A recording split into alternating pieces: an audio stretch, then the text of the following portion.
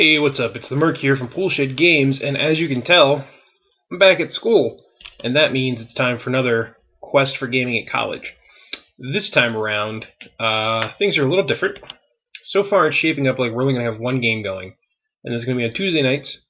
It just seems like the D&D group, unless somebody decides to run a D&D game, probably isn't going to happen.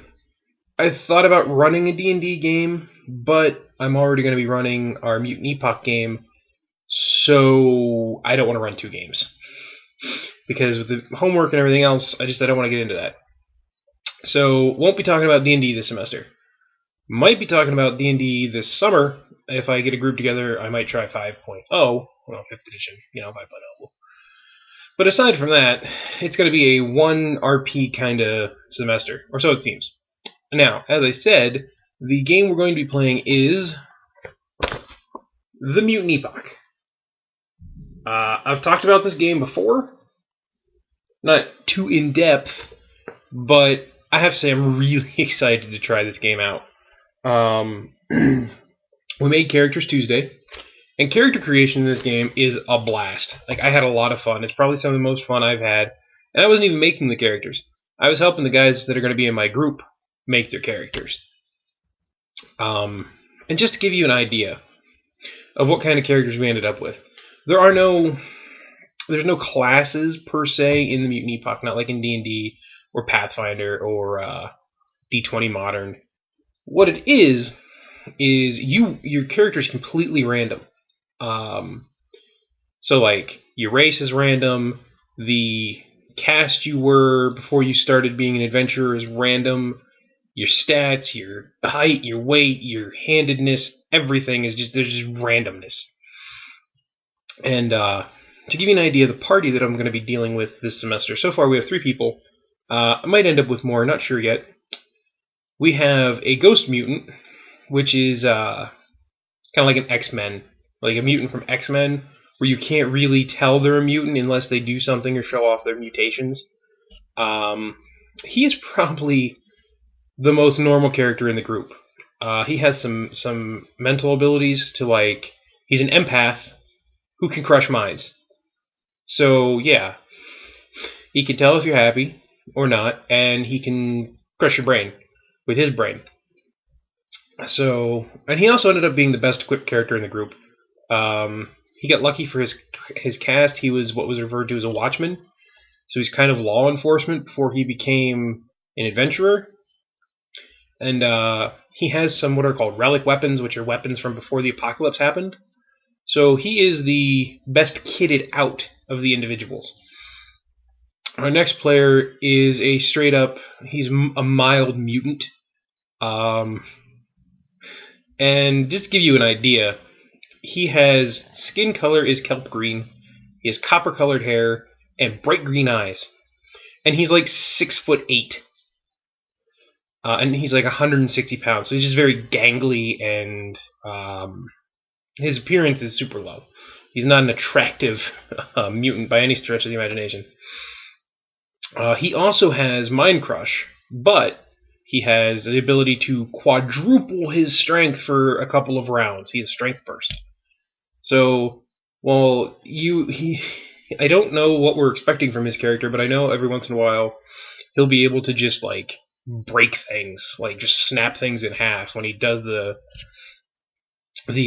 strength boost. And he also has the ability to like blur his movement, which makes him harder to hit and harder to find when he's moving around. So he's kind of, for the most part, he's more of the stealth character of the group. And moving on from that, the last character we had, he ended up rolling a bestial human, which is for lack of a better term, it's an anthropomorphic human. It's an anthropomorphic creature.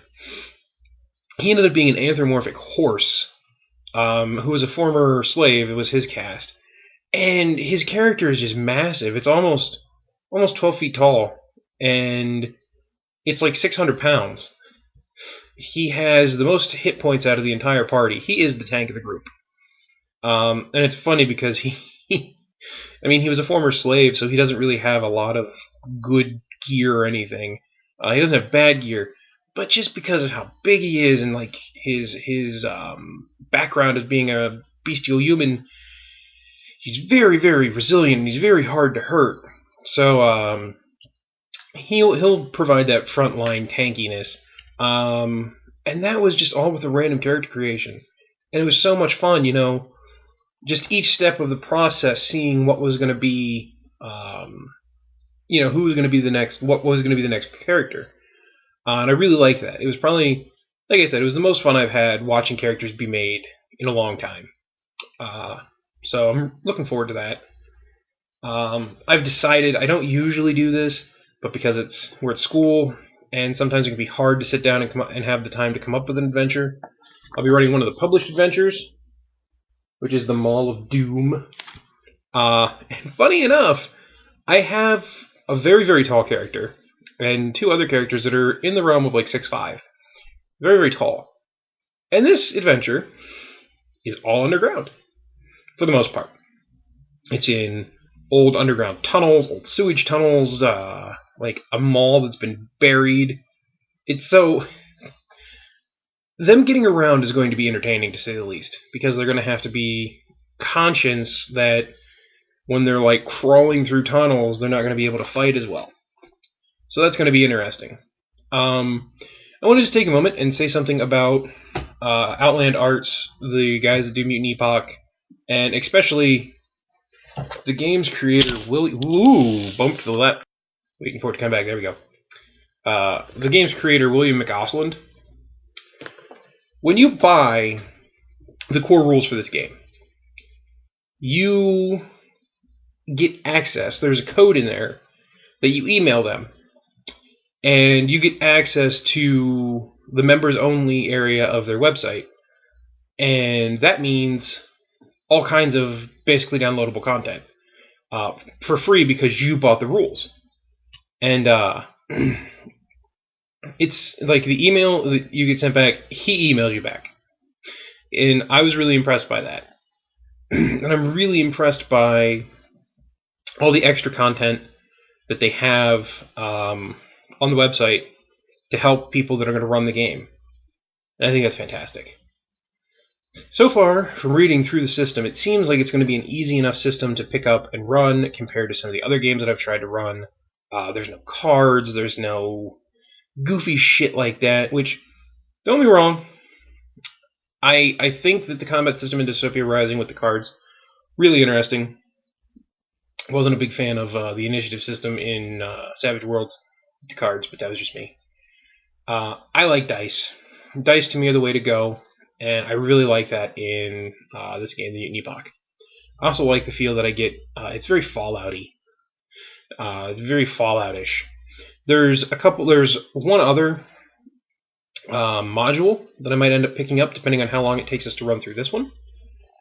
There's a couple other... There's like a setting book that I might get. I might try to twist this the setting a bit and set it in a post-apocalyptic version of the area that we live in. So there'll be some areas that are familiar to the players, some areas it won't be. So I think that'd be kind of cool. It all depends on how intensive this semester ends up being work-wise, what I end up doing with that. So, needless to say, the quest is on. The game is afoot, so to speak. We will be having our first session next Tuesday, where we will be beginning the Mall of Doom. So I have a little homework to do on that. I'm going to reread the first couple of sections of the adventure, so I have them down in my head. There's one more player, I think, who's going to join and make a character. So we have to do that next Tuesday. But all in all, that's the plan. What we're going to do here for the quest this semester, going to talk about the game as it goes on. If anybody comes in and joins that hasn't played before, talk about that.